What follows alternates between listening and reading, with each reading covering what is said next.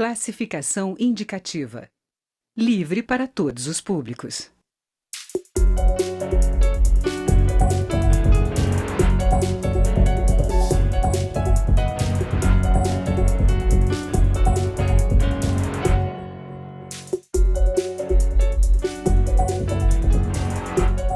Olá! O Brasil registra em média 10 casos de estupro coletivo por dia. Os dados são do Ministério da Saúde. Desde 2011, quando se tornou obrigatório o registro dos casos de violência sexual no sistema de saúde, os casos desse tipo, do crime mais bárbaro, mais do que dobraram. O país registra um caso de estupro a cada 11 minutos. Que sociedade é essa que chega à segunda década do século XXI com esses números? O Câmara Debate, da Rádio TV Câmara, faz essa pergunta para os deputados João Moraes, do PCdoB de Minas Gerais, e Subtenente Gonzaga, do PDT, também de Minas Gerais. Deputados, a gente, independentemente do caso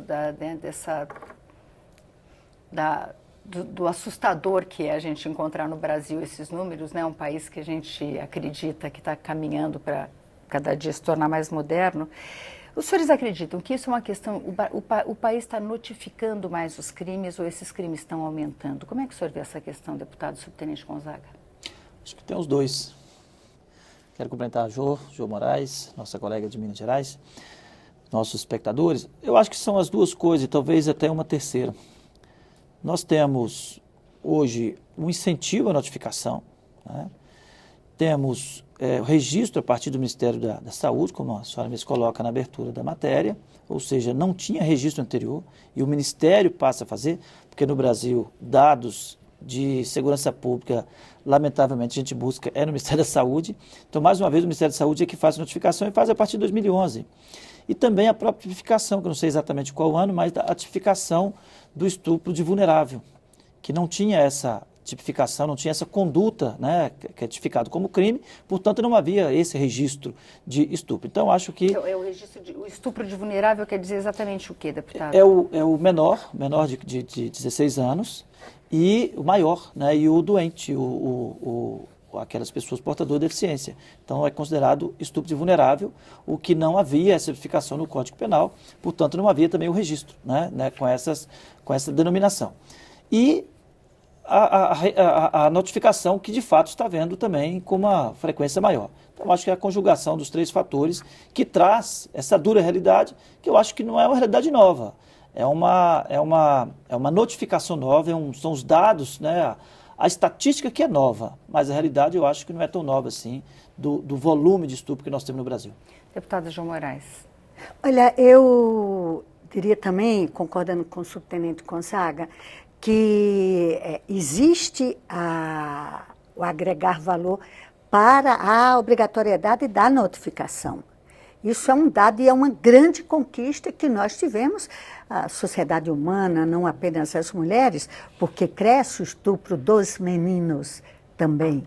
Mas eu considero que a gente está vivendo uma sociedade em que o estímulo a violência mais cotidiana, que vai também à violência sexual. Há uma certa programação nos meios de comunicação que quase que estimula o desenvolvimento da sexualidade precocemente. E com tudo isso, você tem, claro, um fenômeno que já ocorria, mas este fenômeno que já ocorria, e eu digo isso porque eu tive uma experiência muito dramática na minha própria família, uma sobrinha que era deficiente, que ela foi estuprada aos 13 anos por duas figuras no seu próprio bairro. Ela foi atraída, então ela tem hoje 50 anos e vivenciou isso há 40 anos atrás. Então o fenômeno já existia. Agora, para além dessa exigência de notificação, eu acho que nós estamos vivendo num tempo em que há o estímulo a essa precocidade da sexualidade, mas há um estímulo à impunidade. Eu diria que você tem esses fenômenos que, para mim, me assustou muito, Vânia. Como é que você cresce em 11 anos o número de estupros coletivos de 2 ou mais pessoas contra pessoas. Como é que você tem que esses estupros se realizam, principalmente 70% dos estupros contra crianças e adolescentes? Então, são particularidades de um fenômeno que já existia. E cada um de nós tem essa visão, mas nós temos que ter uma clara determinação de combater a cultura do estupro, de não ser tolerante com nada que estimule a esse tipo de prática que na sociedade hoje está sendo estimulada. Porque chama atenção nesses casos, os mais recentes, que tem um elemento, é uma palavra horrorosa, recreativo. Eu vou explicar por que eu estou usando essa palavra, mas primeiro, esses estupros são, em grande parte deles, filmados e colocados em redes sociais. Que é um novo aspecto da E, em fenômeno. grande parte, muitos desses casos estão acontecendo recentemente no Piauí, numa determinada região, nos fins de semana, em que, também coincidentemente, e eu acho que a gente pode abordar isso mais para frente, são períodos em que as delegacias ficam fechadas, que esse é um outro problema que eu acho que a gente pode tratar detalhadamente, mas essa questão do exibicionismo, né? Eles colocam nas redes sociais. Acho que nós estamos vivendo uma banalização, né, do sexo, esses valores que até poderia dizer na nossa geração, né, eu que já passei dos 50, a Jo com certeza, a senhora ainda não,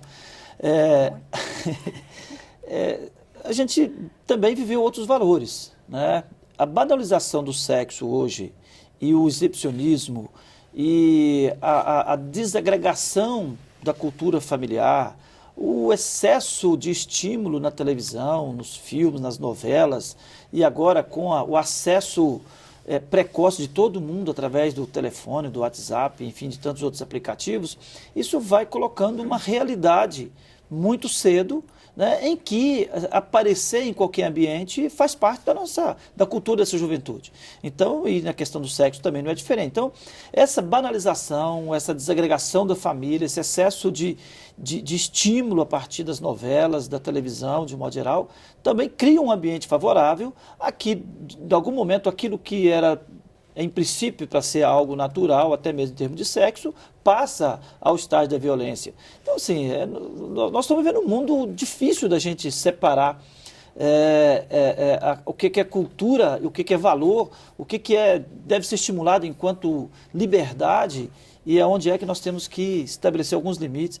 Eu confesso, assim, eu tenho um filho de 10 anos, tenho um filho de 19 anos, está difícil a gente conviver com essa realidade e quando a gente faz uma análise, que estímulo que eu estou dando, que tipo de limite que eu estou colocando, a gente fica meio perdido, porque a gente vive muito pouco com os filhos da gente, né? Os filhos da gente estão sendo educados pela televisão, está sendo educado pela rede social.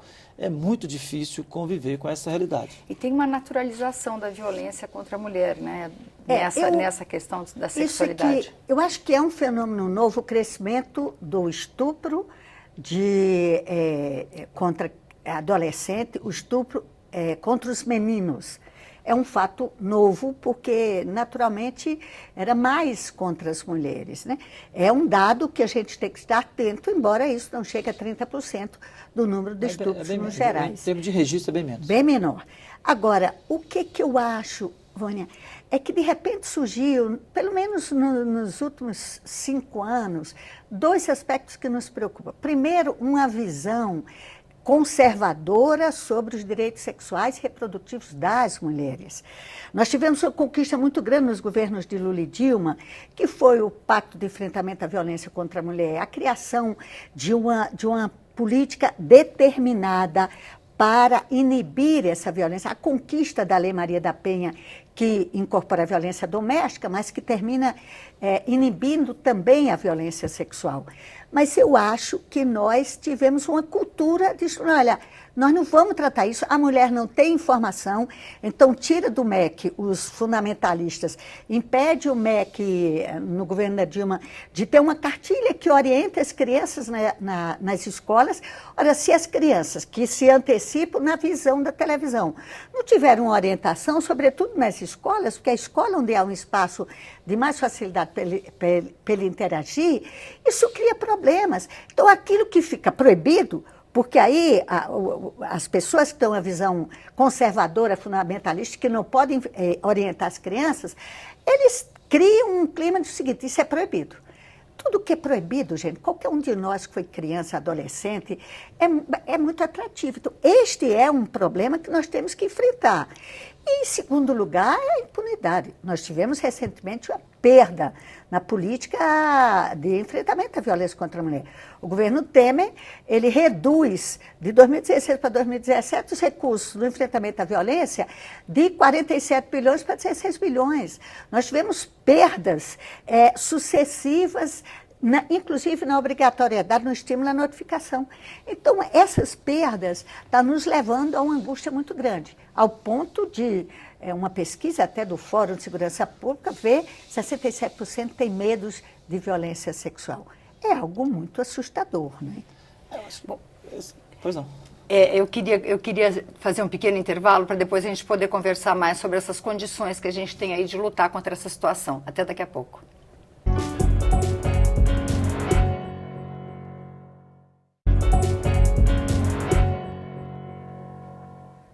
O Câmara Debate está de volta. Hoje nós estamos discutindo o estupro no Brasil com os deputados Subtenente Gonzaga, do PDT de Minas Gerais, e João Moraes, do PCdoB, também de Minas Gerais. Deputado Subtenente Gonzaga ia começar a falar, eu interrompi o senhor, e eu queria acrescentar aquela questão das delegacias fechadas. Hoje as polícias estão lutando aí com uma dificuldade de recursos e a gente está tendo muitas denúncias, reclamações, queixas da população de que as delegacias têm ficado muito tempo fechadas, elas fecham à noite, estão com plantão, enfim, a população está se sentindo menos protegida. Olha, nós já manifestamos por diversas vezes, né, no Brasil, e não é um problema, esse não é um problema do Temer, esse é um problema da política, né, brasileira, que nem Sarney, nem Fernando Henrique, nem Lula, não fez o investimento correto na nossa avaliação nos instrumentos de investigação no Brasil, né? Quando nós falamos da subnotificação, falamos da impunidade, tem muito a ver com a elucidação dos crimes. E nós temos um potencial muito baixo de elucidação de crimes. Os dados que estão disponíveis falam de 8% dos crimes de homicídio, crimes contra o patrimônio abaixo de 3%, e esses crimes, por exemplo, estupro, de maior dificuldade de investigação, porque é de difícil prova, você depende de prova, você depende de laudos médicos, que nem sempre são feitos a tempo correto e se perde os vestígios. Então, assim, nós temos uma limitação imensa na capacidade de investigação que resulta nessa baixa notificação e que resulta nessa impunidade. Nesse sentido, não há outro caminho. E não é só na questão do estupro, é em todos os crimes, né? Minas Gerais, a gente repete aqui o exemplo, nós somos 853 municípios, a Polícia Civil está instalada em aproximadamente 300 municípios e aos sábados, domingo, feriado e todos os dias de 7 da noite às 7 da manhã, as delegacias fecham, só 59 ficam abertas. E nessas delegacias, no regime de plantão, não tem como fazer investigação, vai apenas receber os registros que a Polícia Militar está fazendo.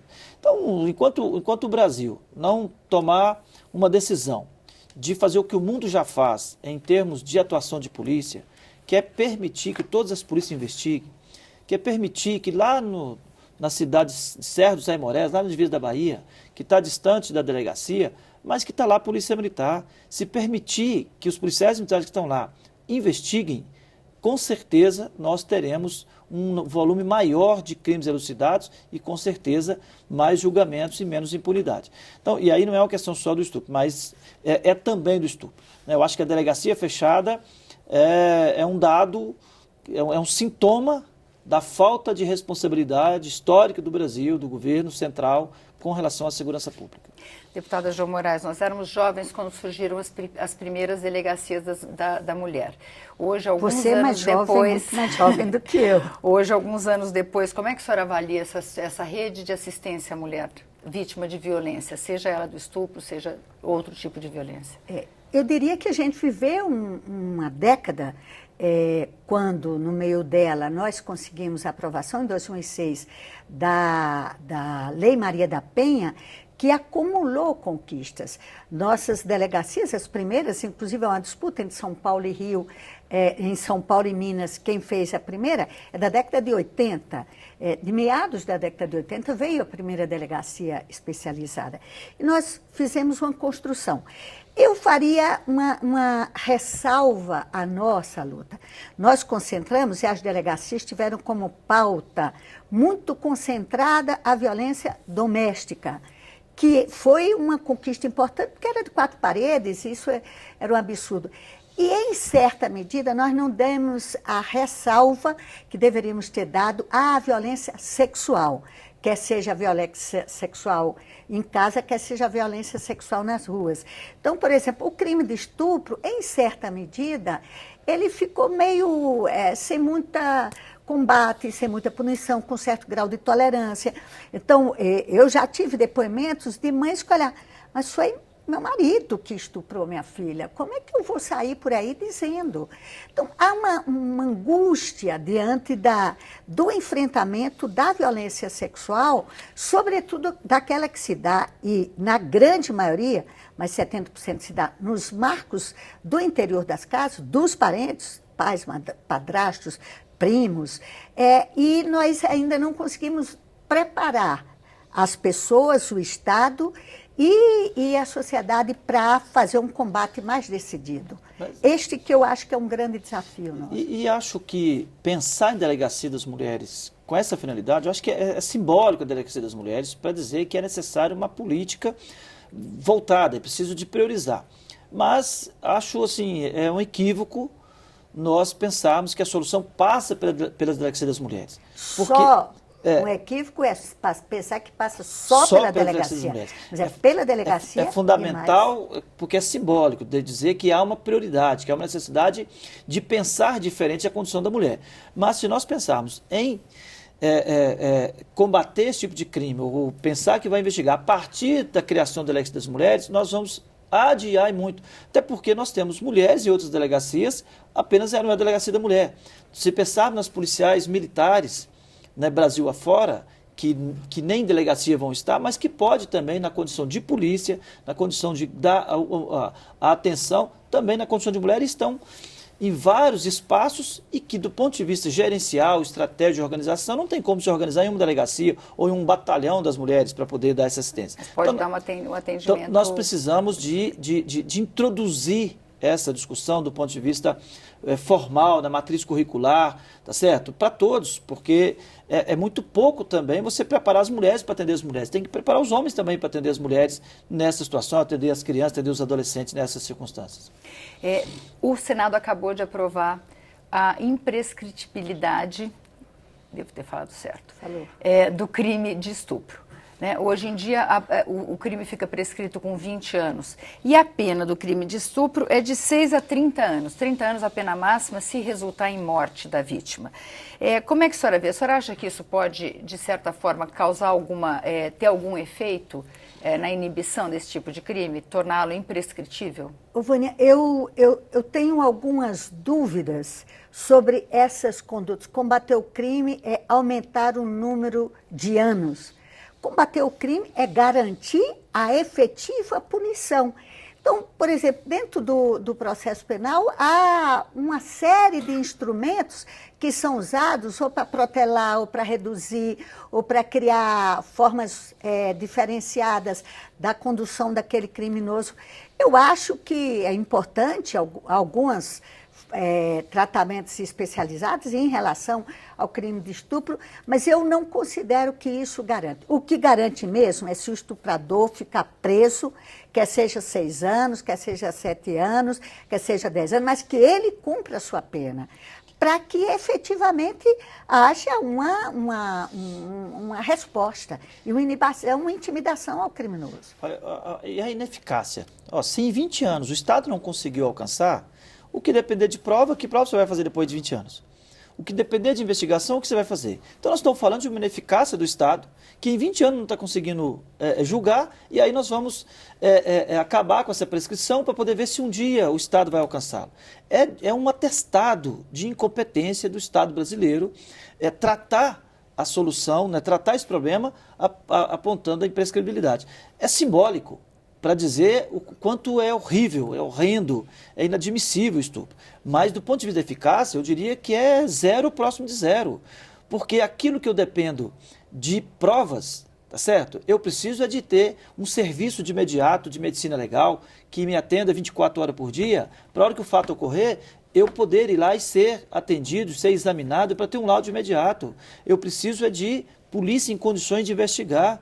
Porque se a polícia está em condições de investigar no curto prazo, a justiça julgar, nós não vamos chegar, nós não vamos depender de 20 anos. Então, definir, dizer que nós estamos resolvendo o problema, apontando com a imprescritibilidade, é mais um atestado da incompetência da gestão do Brasil na segurança pública, na minha convicção. Agora, eu acho que o combate à cultura do estupro, a sociedade hoje tem tolerância. Aquele médico que estuprou dezenas de mulheres fazendo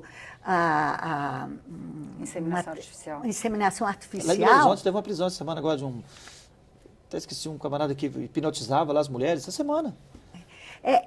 Você tem uma tolerância, não, esse médico, mas coitado, vai ficar tanto tempo na cadeia. Aí é um parente seu, tem um juiz recente que foi envolvido com isso e a sociedade fica com tolerância.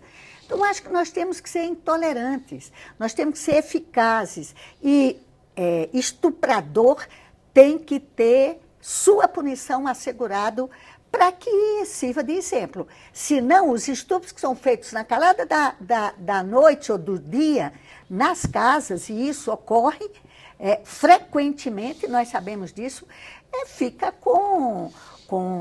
fora do alcance dessa punição. Mas acho que deputado subtenente, isso não depende nem tanto de investigação. A deputada Jo falou um dado que é impressionante mesmo. A maior parte dos estupros, 70% deles, ou perto disso, ocorre dentro da família. Né? Nem depende tanto de investigação, né? Então, o que a gente percebe é que há muita tolerância, há muito medo, né? As mulheres têm muito medo de denunciar os parceiros, os companheiros, e aí, assim, fica bastante evidente que é mais comum nas famílias com algum desajuste já familiar, sabe, que os laços familiares realmente, a relação de padrasto ela é muito comum, muito mais comum do que de pai nos registros de estupro. Então, assim, tem uma questão que é cultural do ponto de vista de que ao homem sempre foi incentivado o sexo, né? A experiência mostra isso, você precisa de provar que é homem, você adolescente precisa provar que é homem, para poder você não estar na roda social, vamos dizer assim. Então, e assim, as mulheres tinham que esperar o casamento, e a anuência então, assim, dos eu pais. acho que é um caldo de cultura, uma cultura de violência, uma cultura de machismo, tá certo? E essa cultura que são famílias que estimulam, são mães que estimulam os filhos a transar, tá certo? A menina não pode, mas o menino deve ir mais cedo para poder provar que é homem. Então, assim, eu acho que nós temos alguns avanços que vão para além da questão policial, tá certo? Que vão para além da questão policial. Agora, a gente faz esse tipo de observação, mas eu acho que ninguém de nós tem uma solução, porque não depende de nenhuma ação individualizada. Mas, concretamente, quando nós falamos de impunidade, nós temos que apontar para a estrutura de Estado que não consegue responder à demanda diária para investigar, para processar e julgar. E não nem falta lei para isso não, falta decisão política, estratégia de governo para aumentar a capacidade de investigação e, na nossa visão, a solução está à nossa frente, nós temos que tomar. Mas aí eu acho, subtenente Gonzaga, que o Estado é fundamental. Os serviços de apoio às mulheres, que sejam psicológicos, que sejam de saúde, é um absurdo vermos aqui parlamentares impedindo que a mulher que seja estuprada tenha o atendimento da pílula do dia seguinte, é absurdo, da atenção à saúde Você não que ela dialoga precisa. com os valores nossos, com a vida. Nós precisamos ter o Estado. Por isso que me preocupa profundamente esta redução que nós estamos vendo nos serviços públicos de atenção à mulher vítima de violência. Mas alguma política nós precisávamos em relação aos meios de comunicação, tá certo? Todos nós sabemos que o meio de comunicação vive de um esforço de vender e passa pelo prazer da vida, todos os aspectos, em que o sexo não é diferente. a gente continua esse debate, e infelizmente é um debate que continua na nossa sociedade, mas esse programa termina aqui. Eu agradeço aos senhores, o Câmara Debate termina aqui. Você pode rever ou compartilhar esses programas na nossa página, câmara.leg.br/Câmara Debate. Nós também estamos no YouTube. Obrigada pela audiência e até a próxima.